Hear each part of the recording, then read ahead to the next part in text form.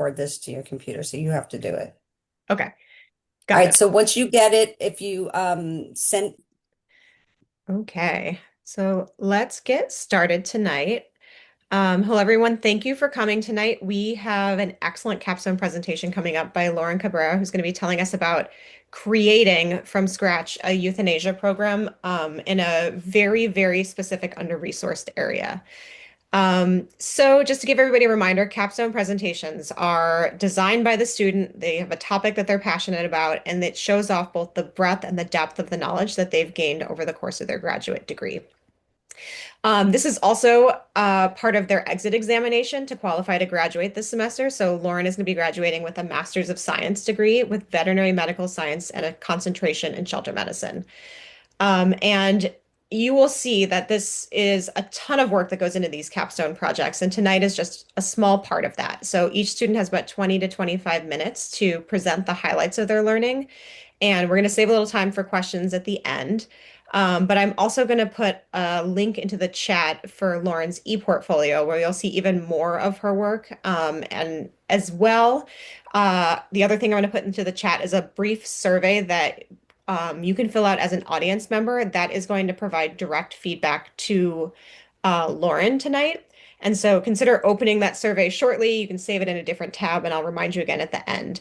It is anonymous, and the feedback is really valuable to our students, and we really appreciate you taking the time to add your thoughts.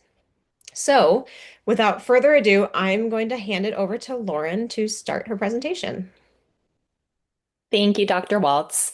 Hi, everybody. I'm Lauren Cabrera, and today I will be sharing my experiences creating a shelter euthanasia program where there was literally nothing. And I'm a little technology challenged. Oh, okay. So, first, we'll just go over what this is going to look like. We'll be talking about Saipan and myself and how I ended up here, why a euthanasia program is important for a shelter and what happens when there's not one, the project question, the implementation of the euthanasia program, and lessons learned. So, a bit about me. I finished nursing school in 2011, and I moved to Saipan on a complete whim the next year with somebody I met in Maine while hiking. It lasted for about a year, and then I returned to the mainland, started a nurse practitioner degree, figured my life out, and realized that I really missed the islands. So I moved back to Guam in 2018, and then ended up kind of like taking a path back to Saipan, where my heart has been. And I married a local, started a family, and I also started a transport-based rescue called Boonie Flight Project. Things just snowballed from there. I became the board president of Guam's only animal shelter, and I founded an organization on Saipan called Saipan Humane Society. But I'm actually leaving in a few weeks to start veterinary school, so things are about to change again. But you might be asking yourself, what is Saipan? It is part of the US, which not everybody knows. We are basically a tiny, tiny, tiny little island really far away from the mainland.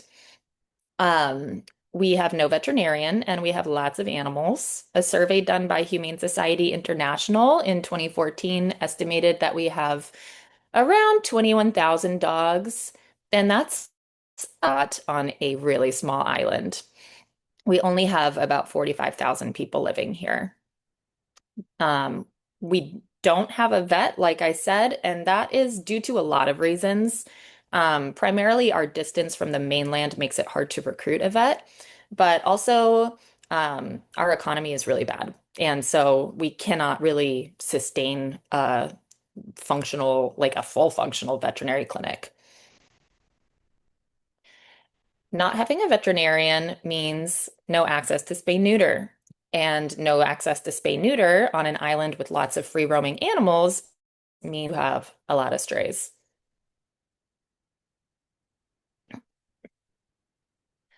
Dog overpopulation has major consequences for the island. I got interested in the overpopulation from the animal welfare perspective because I love dogs and I hated seeing the suffering. But beyond that, there's also damage to the ecosystem, impacts on the tourism economy that we so depend on, threats to food security, threats to public health. The ecosystem damage, once I started digging into the data, I learned it's actually much bigger than I could have realized before. One unique way that dogs impact our ecosystem here is by contaminating our coastal waters, which affects both coral reef health, but also human health and causes what we call red flag alerts here when the beaches are actually closed because there's too much dog poop in the water. Um, Several local studies have actually cited dog fecal bacteria to be a leading cause of contaminant in our coastal waters. Dogs and cats are obviously also known predators, and we do have some very vulnerable and endangered endemic birds here, and sea turtle nesting. And so, with reports of dogs and cats killing these birds and even sea turtle hatchlings, we get really worried. And we also have these little deer that run around, the sambar deer, and there are a lot of reports of dogs killing as well. Puerto Rico, another US territory, estimated about $15 million dollars in lost tourist revenue over a span of 2 years due to feral dog issues. Our local economy relies heavily on tourism from Japan and Korea, and our tourists often fear dogs, or they might feel really bad for them because they've never seen dogs in such terrible condition. The sick dogs on our street really make the island look bad, reflect bad on like the paradise that people are coming to see. And it also scares people.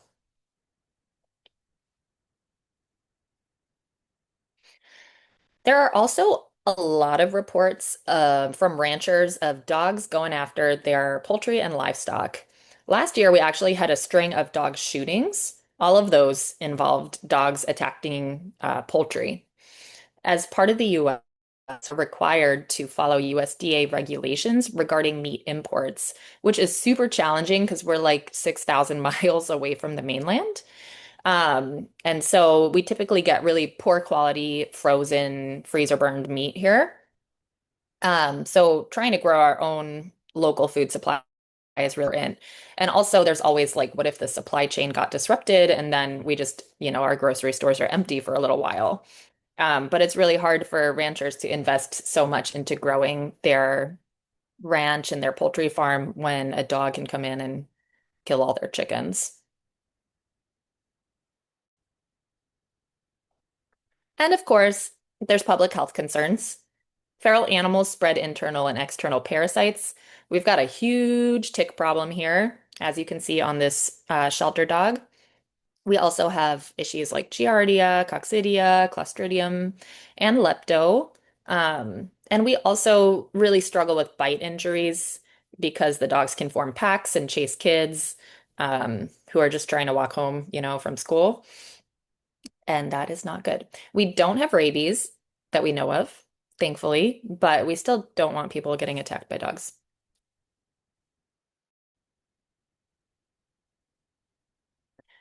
Finally, of course, there's animal welfare concerns. Dog overpopulation is the leading cause of animal suffering here in the CNMI. It's not humane to leave animals suffering on the streets, but it's also really not realistic to rehabilitate and rehome them all. It's very hard to find homes for dogs here. We cannot spay and neuter them fast enough. And so that means most of the dogs going into the animal shelter here are euthanized or they die in the shelter. And you can look at this chart, which shows the in-shelter death rate was actually quite high. And 2023 is when we first started implementing the euthanasia program. The in-shelter euthanasia, the in-shelter death rate went down. And we'll get into why right next. So, why is shelter euthanasia important? When I first started volunteering at the shelter, there was a government veterinarian who used to provide euthanasia, but he was retiring. This left the shelter literally with no means of humanely euthanizing dogs. And as a result, there was crowding, lots of disease, suffering, and inhumane methods of killing dogs just to simply make space, which was not good. These are some photos I took back in the beginning that show what happens when the shelter's overcrowded. Animals would just find themselves staying in non-kennel spaces, perhaps, and this wagon that used to be pulled around to pick up dogs, they would just park it in the back and shove dogs in it and leave them there because there was no space inside. And it was really hard for the shelter because they were under a lot of pressure to keep taking animals off the streets, but they just did not have space for them, and they did have a way to move them out. So they were just trying to do their best, and this is what they could come up with. Without euthanasia, dogs also get sick and they die. This sweet dog in the picture, I was hoping to save. It was actually earlier. A few months into his shelter stay, I mean, a few weeks, nobody really stays for months. He got really sick. His kennel was full of bloody diarrhea. He was skin and bones. Um, the shelter, it was poorly constructed. Nobody, I think, really was able to put much, thought into the sanitation aspect of things. And it's really hard to keep clean because of that. There's no way to separate incoming animals from the existing ones. And the dogs are oftenly just put into kennels with random dogs, and the kennels are sometimes moved around.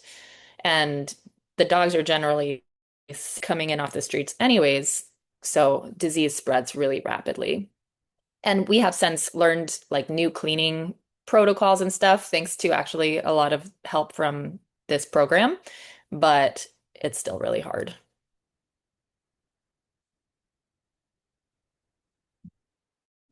Without euthanasia, dogs also just suffer and die.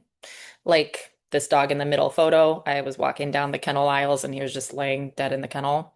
The dog on the right has really, really bad TVT that's kind of like eroded her lower half of her body. And then the guy on the left is just like a sad looking guy. It's really sad to see these dogs just wait and wait when nothing good is going to happen to them.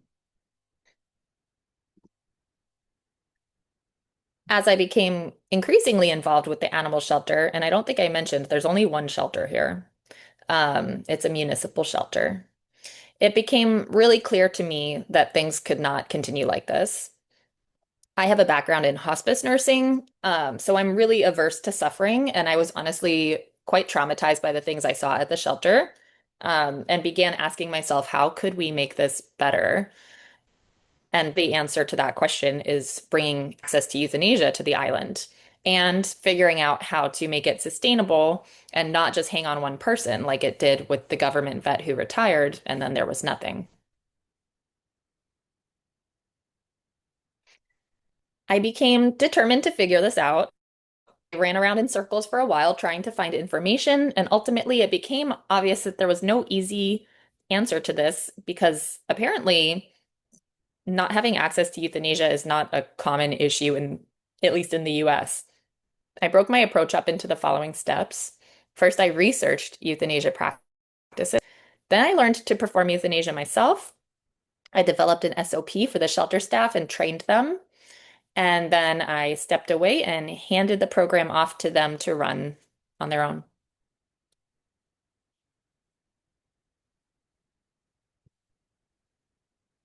Research Asia practices, there were a few main sources that I used.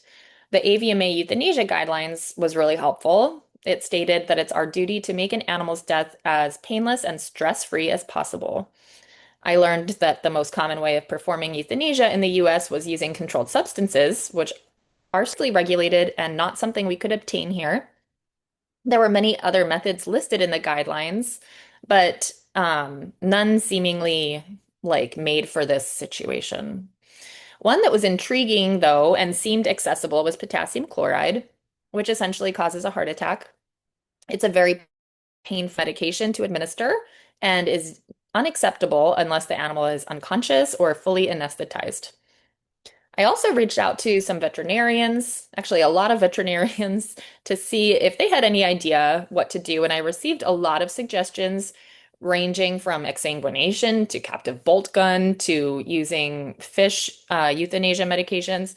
And ultimately, I ended up um, doing something a bit different than that. So once I got an idea of how euthanasia could be provided, um, I needed to learn how to do it. So I leaned on the Humane Pro Euthanasia Manual regarding the basics of animal handling, pre-medication, IV medication, and confirming death. I also applied knowledge from what I had done to induce anesthesia in spay-neuter clinics that I had volunteered in. I learned some hands-on tactics from visiting veterinarians, for example, using a cardiac stick to confirm death.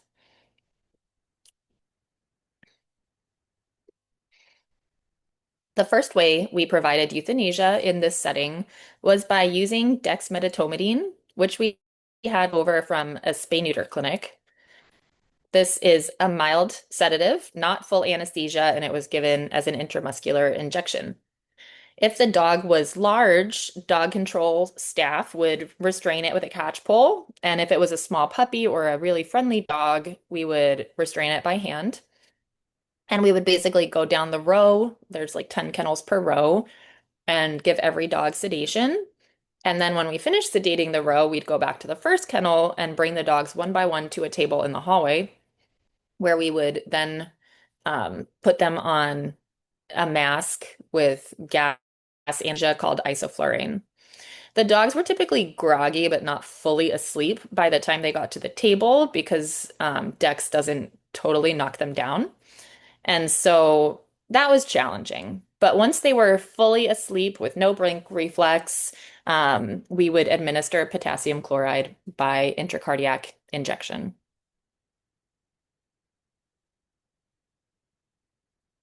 This was functional, but it sure was not ideal. The amount of anesthetic gas exposure was definitely not safe. We often had headaches at the end of the day. I mean, it was not good. It was also very time consuming. We would have to sacrifice at least one whole day per week to do euthanasia to keep up with the shelter intake. They would take in about like 40 dogs a week usually. The method was also very emotionally and physically exhausting. The shelter has no air con, it's really, the dogs are really dirty, everything's really stinky. There's a lot of ticks and nastiness. So holding these dogs down to get gas anesthesia while they struggled in 90-degree heat for hours, covered with like muck from the kennels, was just not sustainable. And we all burnt out and suffered from compassion fatigue doing that. Then we received a donation of propofol, and I realized we could use this instead of isoflurane. Why didn't I think of before? So I discussed it with some veterinarians, and they were like, "Oh yeah, that's a great idea." So suddenly we started using propofol. We would go xylazine and ACE. We switched to instead of Dex because it's cheaper, and it actually would get them a little more sedated. And then propofol, and then the intracardiac potassium chloride injection. And that was hugely better, much faster, and way less stressful and dangerous for us.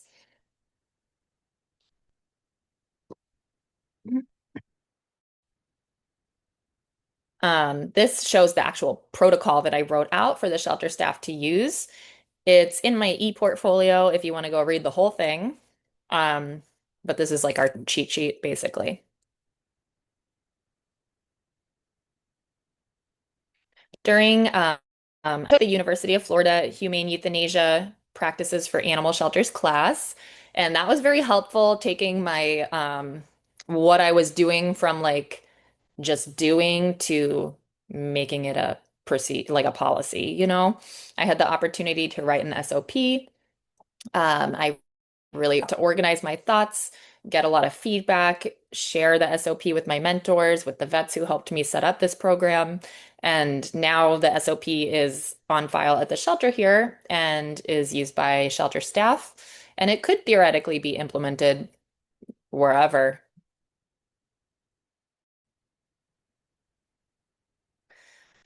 When I first began this project, the euthanasia hung entirely on me as the lead person. I'll never forget the time that I was sick for a week with COVID, and then I came back to help euthanize. The shelter was packed, like really packed with animals. Dogs were in overflow kennels. It was a mess.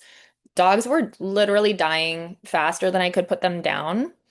It took us 2 days of back-to-back euthanasia, full days to catch up. And the second day, I just remember coming in and there were just dead puppies in kennels everywhere.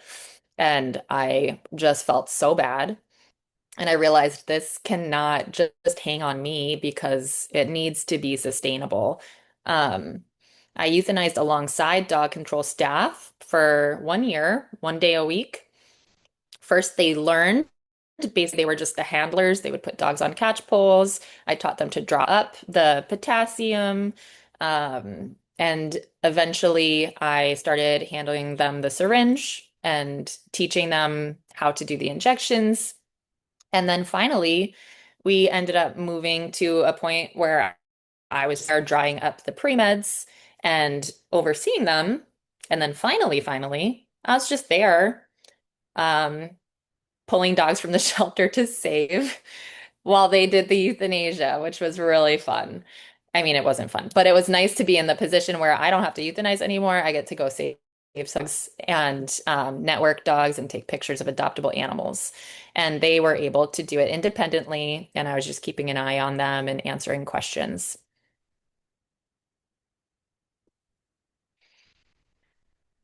Finally, I was able to completely step away. I'm not in the shelter on usual days anymore, and it has improved my quality of life for sure. Um, I peripherally monitor the program. I make sure they have the meds they need. I help with any questions they might have, but I could not stay involved in real life all the time because I'm leaving for vet school. So it would just collapse if it hung on me. And I just don't have the emotional or logistical bandwidth to euthanize 40 dogs every week. It gets pretty heavy.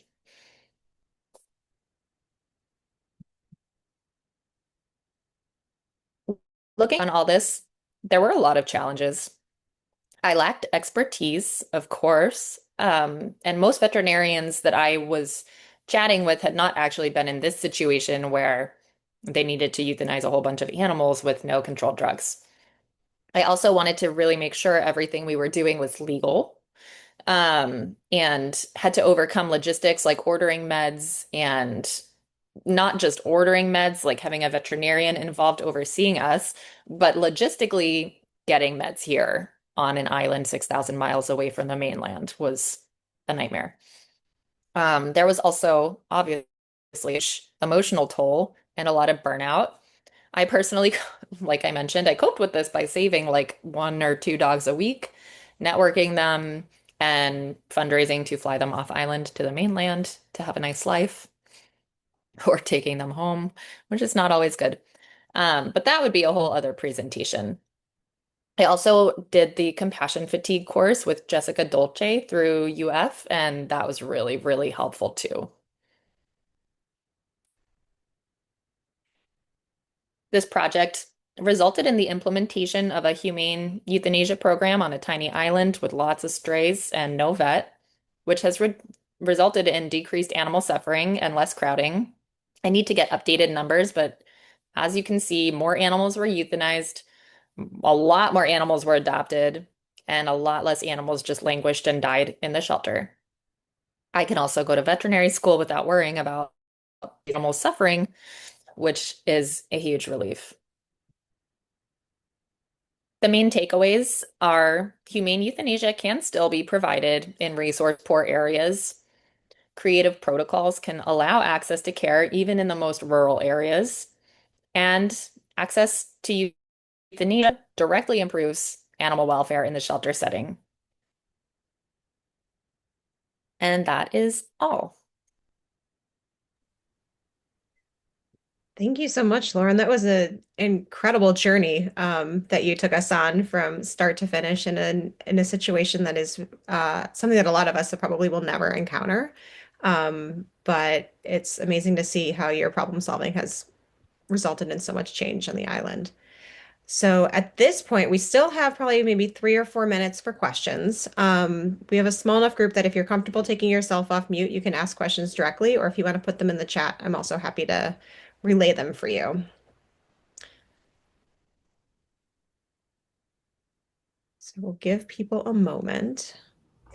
So you guys are like declared rabies free, or just you don't see it like it does exist, or you just like don't have rabies at all? We have no known rabies, but we are not declared rabies free and cannot be until we have a veterinarian and a functional quarantine facility, both of which I'm working on. But yeah, we are not like Guam and Hawaii don't recognize us as rabies, but we have the same import regulations as them to maintain our suspected rabies-free status.